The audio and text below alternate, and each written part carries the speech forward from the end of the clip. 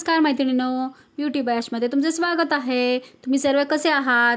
मजेतच असाल आणि छान असाल अशी मी आशा करते। बाहेर छान असा पाऊस पडलेला आहे। सर्व ठिकाणी गारवा पसरलेला आहे, पण अशा गारव्यामध्ये अशा छान गरम गरम कांदे भजी खावीशी वाटते की नाही सर्वांना?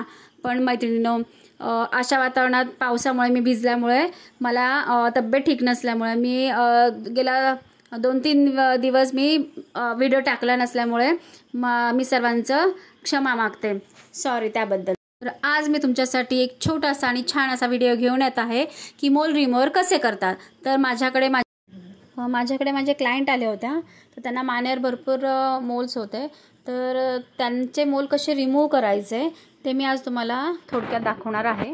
तर तुम्हाला मी व्हिडिओ झूम करून दाखवते, पाहू शकता तुम्ही की त्यांच्या मानेवर किती मोल आहेत। सर्वप्रथम ॲस्टेंजन किंवा डेटॉलने तो एरिया क्लीन करावा।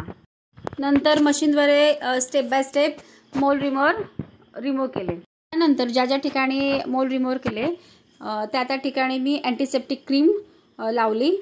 जवळजवळ मी 15 ते 20 असे मोल रिमूव्ह केल्यामुळे मी त्यांना 5 ते 10 मिनटं त्यांना रिलॅक्स असं बसून ठेवलं। त्यांचे पूर्ण मोल रिमूव्ह झाल्यानंतर मी त्यांना होम केअरसाठी मी त्यांना अँटीसेप्टिक क्रीम किंवा सोफ्रामायझिन क्रीम मी त्यांना लावायला सांगितली। जर तुम्हाला आवडला असेल तर लाईक करा, सबस्क्राईब करा। बाय।